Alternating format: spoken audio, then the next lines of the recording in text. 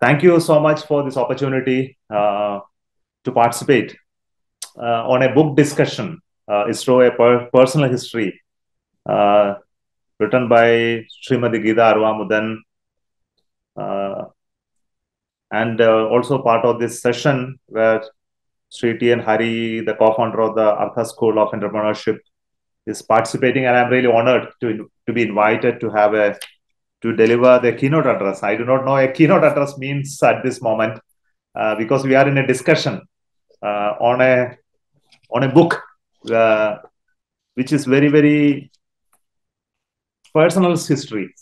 When you talk about as a personal history of a person who has been in the thick of the things in his life, especially when a nascent organization ISRO just was taking shape, he was there, right there with those stalwarts whom we know otherwise, in building the nascent organization from a set of dreamers to a set of doers at a later point in time. This transitioning from a set of dreamers to a set of doers has gone through various painful events and very distinct phases in the history of its evolution. Came from the leadership that existed at that time, first with the leadership of Vikram Sarabhai, who envisioned the overall space program for the nation, India, in those times where everybody thought that it is not something that for us is not that ready for us, but he had the conviction to start that program. Of course, it was going on in as we all understand, that was going on in a chaotic manner. We know that the random development of various capabilities were happening everywhere. And I know Sri Aravamudan was very much part of that random walk that was happening in the organization. Later came Sadish Dhawan, who gave a structure to that random walk and gave certain directions for getting things done in the mode that we are today, giving a reasonable amount of structure to the organization. Direction, goals were set, and delivering certain outcome was mandated to the organization, which is its characteristic of this organization today. It doesn't remain as an R&D organization which produces just research outcome and publications and knowledge, but it also connects with its outcome the public, the societal needs, the governmental needs, the governance needs, and it also continue to remain an inspirational organization in various ways. I think this transition happened because of the type of leadership that existed in the Sarabhai era as well as from Sadish Dhawan era, which lasted a significant period of the life of the ISRO. Sri Aravamudan was an integral part of that journey, along with many other people. If you really look at the journey, there were many points which we must speak about. Not taking from the book alone, of course. When Aravamudan and Srimati Gita Aravamudan looks at it, they have looked at it from their angle. Of course, it has its own elements of personalized viewpoints, which is very important when anybody looks at it. So is the case with me as well. When I came into this organization just 38 years back, much later when Aravamudan has left, but I have my own story to tell and my impression on it. But that is not the point here. The most important point is that the changes and the evolution that Sri Aravamudan has seen, none of us could see, because the rate of change of the organization was much faster, much evident, much defining those times of Aravamudan than in those times of me. For example, when I joined ISRO, the PSLE program was on. We never had an operational rocket. So I can tell you that I joined in a time and event when there was no operational rocket. We were in the R&D mode in rockets and satellites. From that, I could get into an operational regime of rockets and satellites building. So that is a transition point I see. But the early part was much more difficult. The paths that are to be taken, the structures that are to be put in place, systems that are to be put in place were not well known. Today, we know what we need to do to get into something. If you have to build a rocket, what we need to be done, it is well understood today. But it was not well understood at a point when Sri Aravamudan was working in this organization. For example, many topics are there. For example, the domain of quality and reliability, for example, where he had a very important role to play in bringing up leadership in the domain of quality and reliability.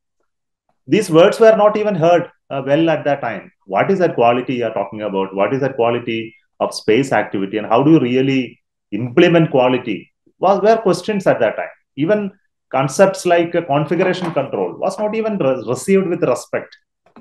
Even there were conditions where design review was not even heard of. And people were designing systems and making it. And there were questions asked. I remember, I hear from my seniors, I heard this story.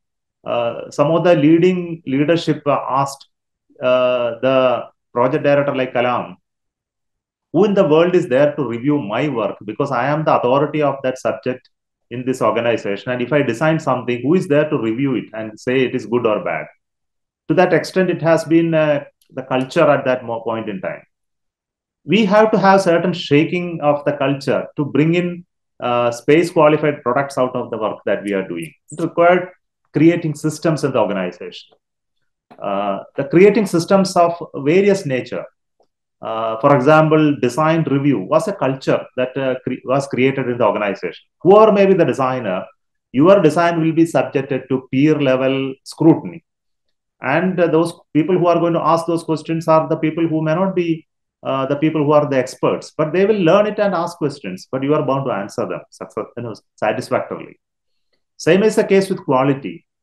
When somebody is doing a work, it will be scrutinized or observed by others who may not be an expert to the level of the person who is actually doing it, but they look at it and they find out what can go wrong, how it can be improved, where the systems for making sure the a high quality work is in place.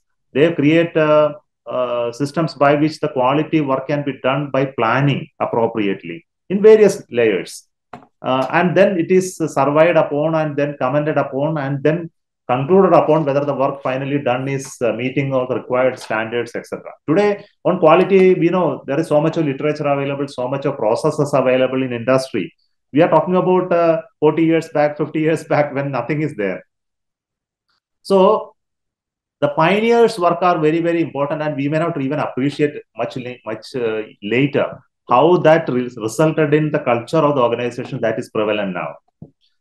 And the culture creation is the most important roles that leaders do play. It's not just one outcome of a mission. So today we hail about the Chandrayaan 3. Chandrayaan 3 has been a very successful accomplishment of ISRO, but I can always say it's not the result of the present leadership alone. It's a result of the leadership and the culture of the organization that existed for so many years. Otherwise, this will not happen. I'm very much aware of this aspect. So when I talk about a personal history of the journey of Aravamudan, I must always say Aravamudan was an iconic figure in the organization. He was looked upon as a person who will give ideas, he will give mentorship, he will always suggest solutions when there are difficulties. And he also went into domains which were varieties of domains. It's not limited to one domain. His areas are well addressed in the book, so I won't spend on all of them. I can only say at this moment that the book, though it was of the personal history of Aravamudan, it is so much of a personal history of Srimati Gita Aravamudan as well, because it is not a journey that Aravamudan alone traveled. It was a journey they together traveled. I believe that their life, though may not be in office, in a personal level, she was so much connected with the rest of the scientists who worked with the Sri Aravamudan. They were knowing very well those who worked with him, their colleagues, their peers, their juniors. I think the connection was very strong. And through that, they knew of the organization and the work that happened. Maybe she was a good advisor to him at home as well. I know that it could have been, cannot be otherwise. That's why they have to write this book together only. It couldn't have been any other way possible. So let me tell you that there were many books written about ISRO. Personal stories were written, the accomplishments are written by many people. But this book stands apart from various books of that nature. here I can see only love. I cannot see any no anger. I cannot see any displeasure. I cannot see any no finding fault with anybody.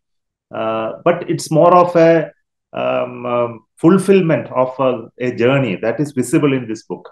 That is something very, very important. Ultimately, the journey that you travel through organization should satisfy you in various ways. I think that satisfaction is very much visible in this book. That's what I love most of it, because it actually gives you a feeling of elation that comes out ultimately. So thank you for giving us this book. So I read it truly as a personal story, but the history of all of us are embedded into it. And I'm also very happy to be part of this journey, though it happened much later. I had a very short stint of association with Sh.R. Aravamudan, because we came across only very rarely, and because I was very junior at that time when he was in the hem of affairs. Though I couldn't have been much personally connected to him, but of course later when I grew in the organization a little bit, we were knowing each other very well. We were talking to each other in many reviews, etc. So that connection happened a little later after he has left the organization later.